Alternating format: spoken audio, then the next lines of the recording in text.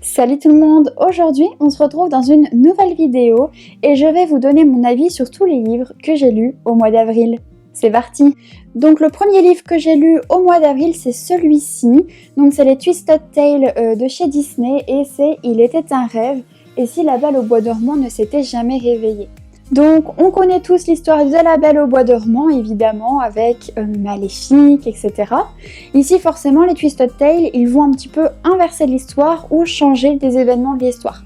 Donc ici par exemple on a la Belle au bois dormant qui vit en fait dans un château avec Maléfique où Maléfique est devenue reine et c'est une très gentille reine et en fait les parents d'Aurore sont les méchants et sont enfermés dans un cachot. Les fées vont essayer de la contacter et donc via le contact, elle va comprendre en fait qu'elle n'est pas dans la réalité mais qu'elle est dans son propre rêve. Donc elle-même est occupée de dormir. Et à partir de ce moment-là, elle va vouloir s'échapper du château. Forcément Maléfique va essayer de la rattraper et à partir de ce moment-là, elle va vivre plein d'aventures. Ce livre, c'est un livre que je n'ai ni aimé ni détesté. Je l'ai lu. Je vais le garder parce que les livres Disney sont quand même de très beaux livres niveau de la couverture, etc. Et puis j'adore l'univers Disney, donc ça me fait toujours des éléments en plus dans ma collection.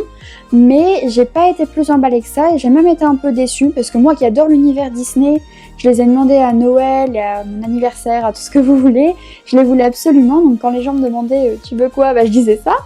Et donc du coup je les ai demandés exprès en cadeau et au final, quand je les ai lus, j'ai été un petit peu déçue parce que je me suis dit je vais adorer, j'adore l'univers Disney et au final j'ai pas tant aimé que ça, je les ai lus mais je les trouvais très longs, je trouve qu'ils décrivent un peu trop leur décor et du coup j'ai trouvé ça quand même assez long à lire. Vous voyez que c'est des livres qui sont quand même assez épais, après les pages sont quand même des pages qui sont assez épaisses mais j'ai quand même mis un petit moment à le lire et j'avais pas cette envie de le lire, de le continuer. Je me suis juste dit bon je vais le lire pour le finir mais j'avais pas plus envie que ça de le lire. Donc c'est un livre qui était chouette à lire, je vais le garder parce que c'est du Disney, mais j'ai été un peu déçue justement de cet univers-là. Bon, je vous avouerai, je vous dis toujours que je fais attention au genre de livres que je lis par mois pour éviter de me lasser. Le mois dernier, j'ai lu 2 Disney. Bon, c'est pas très grave. Mais donc du coup, celui-ci, c'est le deuxième, donc c'est tout droit jusqu'au matin. Donc c'est l'histoire de Wendy et de Peter Pan. Et si Wendy s'était rendue au pays imaginaire avec le capitaine Crochet. Donc ici, au niveau de l'histoire, on retrouve Wendy, Peter Pan, etc. Donc Wendy en fait vit une vie plutôt monotone en fait chez elle et elle est occupée de déprimer parce qu'elle a envie d'une chose, c'est de retourner au pays imaginaire et que Peter Pan n'est plus venu la voir depuis 4 ans. Donc elle est un peu désespérée et lors de la dernière visite, Peter Pan a perdu son ombre parce que Nana le lui a arraché. Donc pendant 4 ans, Wendy va tenir l'ombre de Peter Pan dans son tiroir et puis ensuite, au bout d'un moment, elle veut juste retourner au pays imaginaire et donc elle décide d'échanger l'ombre de Peter Pan contre un aller-retour pour le pays imaginaire avec le capitaine Crochet. Et ensuite, à partir de ce moment-là, il va se passer plein d'aventures.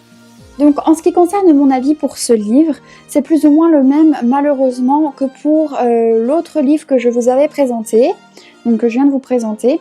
Donc il faut savoir également que j'ai déjà lu Blanche-Neige il y a plus ou moins 1 an et j'avais pas aimé non plus parce que je trouvais ça beaucoup trop long. Et malheureusement, 3e avis, 3e réitération, c'est 3e fois la même chose, je n'ai pas tellement aimé Peter Pan, enfin l'histoire de Wendy, je trouvais ça vraiment très long encore une fois et j'ai remarqué également que c'était le même processus d'écriture, c'est-à-dire qu'à chaque fois il y a un souci, on trouve une solution, un problème, une solution, un problème, une solution, et ce jusqu'à la fin de l'histoire. Et du coup, comme j'avais déjà lu Blanche-Neige et Aurore, pour celui-ci je me suis un petit peu doutée, très vite fait et très généralement, mais je me suis un petit peu doutée qu'à chaque fois ils allaient trouver une solution, qu'à chaque fois ils allaient réavoir un problème et qu'à chaque fois ils allaient retrouver une solution. Et du coup je me suis un petit peu attendue à ce même processus d'écriture. Ça m'a pas tellement dérangée, mais c'était juste une petite information que j'avais à vous dire, c'est qu'on peut retrouver, si vous faites très bien attention, le même processus d'écriture dans chaque livre. Ensuite, on passe aux Anges oubliés de Graham Masterton. Alors je suis désolée si j'arrive pas très bien à résumer le livre, mais c'est un livre qui est assez dur à résumer parce que les 3 premiers chapitres, ce sont 3 histoires qui se déroulent en parallèle. Donc dans le premier chapitre, vous avez une dame qui se plaint de crampes au ventre et en fait elle va aller à l'hôpital et ils vont lui apprendre qu'elle est enceinte. Pourtant elle n'a pas eu de rapport sexuel. Dans la deuxième histoire, vous allez avoir 2 enquêteurs qui doivent s'occuper d'une affaire de meurtre. Donc ça, c'est plus pour intégrer la police au roman. Et puis vous avez, dans le 3e chapitre, des gens en fait qui s'occupent de déboucher les égouts. Et en fait, à l'intérieur des égouts, ils vont remarquer qu'il y a une énorme quantité de déchets. Ils vont devoir le déboucher. Et il va se passer quelque chose d'assez étrange. Ils vont voir des enfants, mais qui ressemblent pas totalement à des enfants puisqu'ils ont des membres assez tentaculaires. Ils vont briller dans la nuit, etc. Et il va se passer des événements un petit peu bizarres. Et donc au fur et à mesure de l'histoire, ces 3 histoires-là vont se rejoindre, et puis lors de différents chapitres, vous allez avoir d'autres histoires qui vont se rajouter pour au final faire l'histoire finale, je vais dire. Pour ce qui est du coup de mon avis sur ce livre, c'est vraiment un livre que j'ai adoré. Donc ça se porte un peu sur l'horreur, je pense que vous pouvez un petit peu le voir de par la couverture. Donc ça se porte plutôt sur l'horreur et j'ai vraiment adoré la fin de l'histoire. En fait, c'est vraiment porté sur un sujet que j'adore. Je vais pas vous le dire parce que sinon ça risque de vous spoiler. Mais moi personnellement, j'adore ce sujet-là. Et donc du coup, c'est vraiment une fin que j'ai vraiment adorée. Au niveau de l'intrigue, elle est présente dans tout le livre. À aucun moment, on peut deviner la fin de ce livre. Vraiment, je me suis dit jusqu'au bout, mais comment ils vont nous intégrer le fait que les enfants soient comme ça? Comment ils vont nous intégrer? Je me suis posé plein de questions jusqu'à la fin et toutes les questions ont une réponse à la fin du livre, très important parce que parfois il y a des livres super complexes qui sont écrites de manière très complexe et puis au final on n'a pas la réponse à toutes nos questions parce que justement c'est trop complexe, ils sont partis un peu dans tous les sens.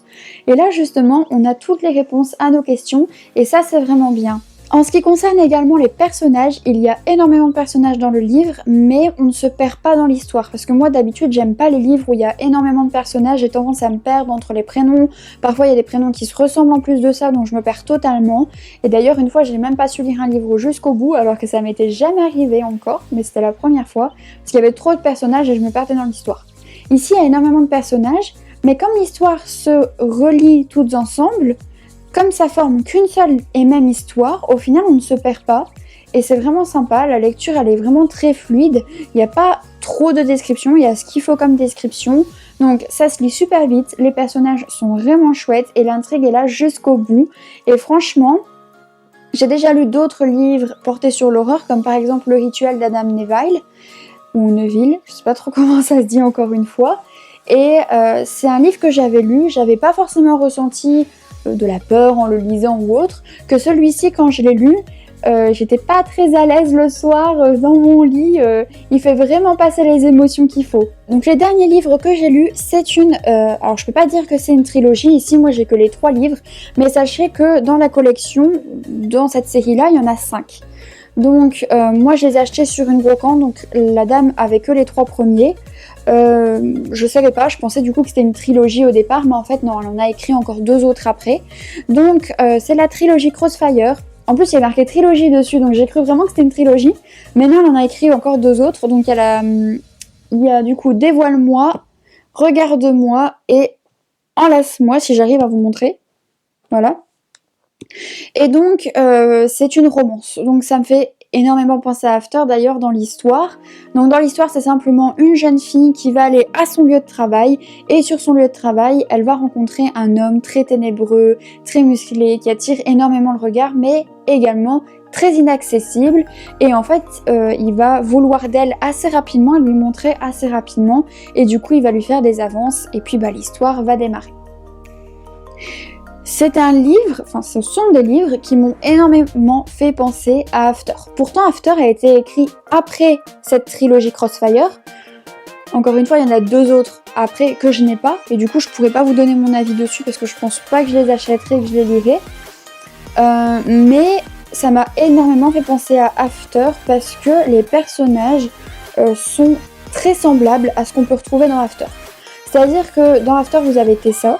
Et dans ce livre aussi, vous avez le personnage principal qui est Eva, je crois. Ça fait un petit moment que je les ai lus maintenant, donc je me souviens plus trop, mais je crois qu'elle s'appelle Eva. Et elle ressemble fortement en fait à Tessa dans son caractère. Donc quelqu'un qui n'est pas très exubérante, qui est juste là, mais qui fait pas trop d'air, etc., qui est pas très maniéré. Et puis vous avez Ardyn qui me fait, donc dans After, qui me fait énormément penser à du coup Gideon. J'ai galéré à prononcer ce nom durant toute ma lecture, ça m'a vraiment perturbée dans ma lecture, je vous assure. Gideon, ce que vous voulez.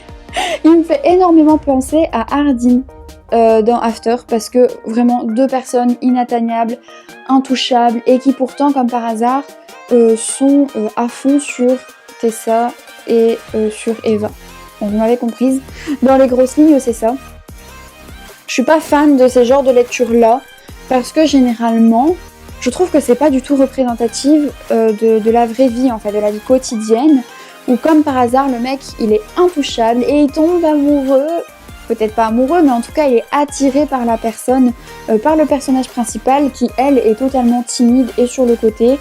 Et donc, ce genre de lecture, j'ai vraiment du mal parce que c'est pas du tout ce qui se passe dans la vie quotidienne. Pour moi, je trouve ça un peu trop idyllique, donc c'est pour ça que j'aime pas trop ce genre de lecture.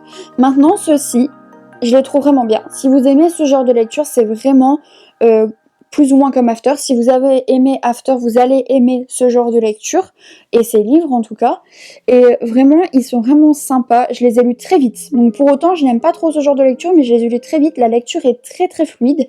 Donc vous allez les lire assez rapidement. Les personnages, ils sont sympas. On connaît déjà un petit peu ce genre de personnages dans After. Donc ça peut être assez semblable. Donc les personnages sont sympas, mais du coup comme je n'aime pas ce genre de livres, je ne vais pas les garder.